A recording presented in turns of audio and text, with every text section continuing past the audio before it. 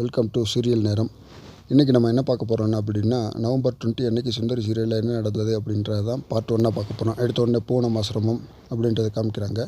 கார்த்திக்கும் ராதா சிஸ்டரும் உட்காந்து பேசிகிட்டு இருக்காங்க. அப்போ கார்த்திக் சொல்கிறாரு, என்னங்க நான் இவ்வளோ ஃபீல் பண்ணி சொல்லிகிட்டு இருக்கேன், கொஞ்சம் கூட உங்களுக்கு இதே கிடையாதா, கொஞ்சம் கூட ஒரு இது பண்ணவே மாட்டேறீங்க அப்படின்னு சொன்னோடனே அவங்க ராதா சிஸ்டர் சொல்கிறாங்க, இந்த மாதிரி மனசுக்குள்ள பிறந்தா யாருக்கு தான் கஷ்டம் இருக்காது, கஷ்டம் எல்லா பேருக்கும் இருக்கத்தான் செய்யுது அப்படின்னு சொல்கிறாங்க. அப்புறம் கார்த்திக் ஒரு கேட்குறாரு ராதா சிஸ்டர் பார்த்து, என்னங்க நான் ஒரு விஷயம் கேட்டால் தப்பாக எடுத்துக்க மாட்டேங்களே, என்னன்னு சொல்லுங்கள் அப்படின்னு சொல்கிறாங்க. சொன்னோடனே கார்த்திக் சொல்கிறாரு, உங்களுக்கு கல்யாணம் ஆகிடுச்சா அப்படின்னு கேட்குறாரு. சொன்னோடனே அப்படியே ராதா சிஸ்டர் சொல்கிறாங்க, தாலி கட்டினா மட்டும்தான் கல்யாணம் ஆச்சு அப்படின்னு நினச்சிங்கன்னா எனக்கு கல்யாணம் ஆகிடுச்சுங்க அப்படின்னு சொல்கிறாங்க. சார் அது வேறு, நீங்கள் இருக்கிற கஷ்டத்தில் நான் உங்களுக்கு மேலே கஷ்டத்தை கொடுத்த மாதிரி இருக்குது, சாரிங்க அப்படின்னு சொல்கிறாங்க. சரி பரவாயில்ல இருக்கட்டும் அப்படின்னு ராதா சிஸ்டர் சொல்லிடுறாங்க. சொன்னோடனே கார்த்திக் ராதா சிஸ்டர்கிட்ட மறுபடியும் ஒரு ரெக்வஸ்ட் வைக்கிறாரு. ஒரே ஒரு ரெக்வஸ்ட்டுங்க, எனக்கு ஒரு ஸ்டிக்கு மட்டும் கொஞ்சம் ஏற்பாடு பண்ணி தரீங்களா அப்படின்னு கேட்குறாங்க. அப்போ ராதா சிஸ்டர் கேட்குறாங்க, ஸ்டிக்கு எதுக்கு? இல்லைங்க, இந்த வீல் சேரில் வந்தோம்னா எனக்கு ஒரு மாதிரியாக இருக்குது, கூடவே மனுஷங்க இருக்கிற மாதிரியே இருக்குது அப்படின்னு சொன்னோடனே, மனுஷங்க இருந்தால் நல்லது தானே, அதுக்கு ஸ்டிக்கு வேணும்னு கேட்குறீங்க அப்படின்னு சொன்னோடனே, மனுஷங்கன்னா எப்போ வேணால் காலை வாரி விட்டுருவாங்க, ஆனால் ஸ்டிக்குன்னு அந்தளவுக்கு காலை வாரி விடாது, அதனால தாங்க கேட்குறேன் அப்படின்னு சொன்னோடனே ராதா சிஸ்டர், சரி ஓகே, நான் நாளைக்கு மேடத்திட்ட பேசி உங்களுக்கு ஒரு ஸ்டிக்கு வாங்கி தந்துடுறேன் அப்படின்னு சொல்கிறாங்க. இப்போ வாங்க வீட்டுக்கு ரூமுக்கு போகலாம் அப்படின்னு சொல்லிட்டு வீல் சேரில் குறை வச்சுட்டு ரூமுக்கு கூப்பிட்டு போகிறாங்க. நெக்ஸ்ட்டு சுந்தரி வீட்டை காமிக்கிறாங்க. அப்போ அந்த மாசமாக இருக்கிற அந்த மாலினியும் கிருஷ்ணாவும் ரூமுக்குள்ளே இருக்கிறத காமிக்கிறாங்க. அப்படியே கிருஷ்ணா மாலினிக்கு மாத்திரையெல்லாம் டேப்லெட்ஸ்லாம் எடுத்து கொடுக்குறாரு. அவங்க சாப்பிட்டுட்ருக்காங்க. உடனே கிருஷ்ணா மாலினியை பார்த்து கேட்குறாரு, நீ நான் இருக்கும்போது தான் டேப்லெட் சாப்பிடுவியா, இல்லை நான் போனதுக்கப்புறம், நான் வேலைக்கு போனதுக்கப்புறம் நான் சாப்பிட்டுட்டேன்னு போய் சொல்லி நம்மளை ஏமாத்துறியா அப்படின்னு கேட்குறாங்க. கேட்டோடனே, இல்லைங்க, நம்ம இந்த விஷயத்தில் குழந்தை விஷயத்தில் போய் நான் ஏமாற்றுவேனா, அதெல்லாம் ஏமாற்ற மாட்டேன் அப்படின்னு சொல்கிறாங்க.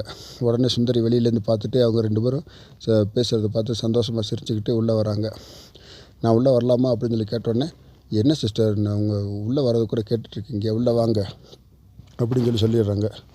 சொன்னோடனே சரி அப்படி உள்ளே வந்தோடனே சுந்தரி, என்ன ஆச்சு, என்ன சிஸ்டர் என்ன சொல்ல வந்தேன்னு சொல்லி கிருஷ்ணா கேட்குறாரு. இல்லைம்மா, இந்த சமயத்தில் நீ இங்கே இருக்கிறது நல்லதில்லை, ஏன்னா பல பிரச்சனைகள் வந்துடும். ஏன்னா ஏற்கனவே வீட்டில் பல பிரச்சனைகள் நடந்துகிட்ருக்குது. ஏற்கனவே அருண் நம்ம வீட்டில் பிரச்சனை பண்ணால் அது அவனாக பண்ணானா இல்லை கார்த்திக் சொல்லி பண்ணானா என்ன எதுன்னு தெரியல. அதுவும் இல்லாமல் இந்த சமயத்தில் நீ மாசமாக இருக்க, பல பிரச்சனைகள் கண்டிப்பாக வந்துடும். அதனால் நீ ஊருக்கு போய் சேஃபாக இருக்கிறது தான் பெட்ரு அப்படின்னு சொல்கிறாங்க. அதுக்கு மாலினி, இதெல்லாம் கிடையவே கிடையாது, நீ எந்த ஒரு பிரச்சனை வந்தாலும் தைரியமாக சமாளிக்கிறதுக்கு தான் நீ இருக்கியே, அப்புறம் எதுக்கு நான் இது பண்ணி போகணும் அப்படின்னு சொல்கிறாங்க. இல்லை அதெல்லாம் ஒன்றும் கிடையாதுப்பா.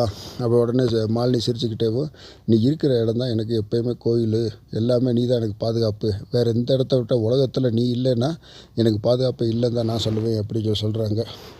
உடனே கிருஷ்ணா, ஆமாம் சிஸ்டர், கண்டிப்பாக அவங்க உங்களை என்ன மாதிரி நினச்சிட்ருக்கா தெரியுமா அப்படின்னு சொன்னோடனே சுந்தரி சொல்கிறாங்க, ஃப்ரெண்டாக நினைக்கிறியா, இல்லை அக்காவாக நினைக்கிறியா, இல்லைன்னு சொல்கிறாங்க.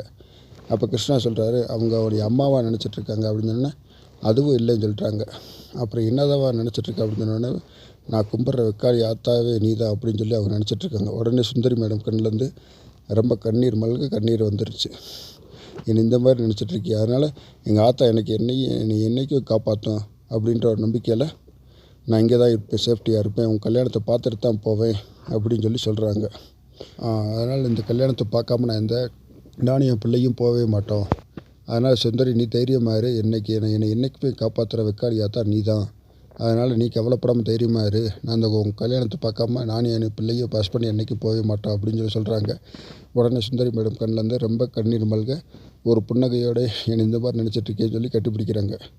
இதோட பார்ட் 1 முடிஞ்சிச்சு. பார்ட் 2ல் என்ன நடந்துச்சு அப்படின்றத நெக்ஸ்ட் வீடியோவில் பார்க்கலாம். இந்த வீடியோ உங்களுக்கு பிடிச்சிருந்தா லைக் பண்ணுங்கள், கமெண்ட் பண்ணுங்கள், ஷேர் பண்ணுங்கள்.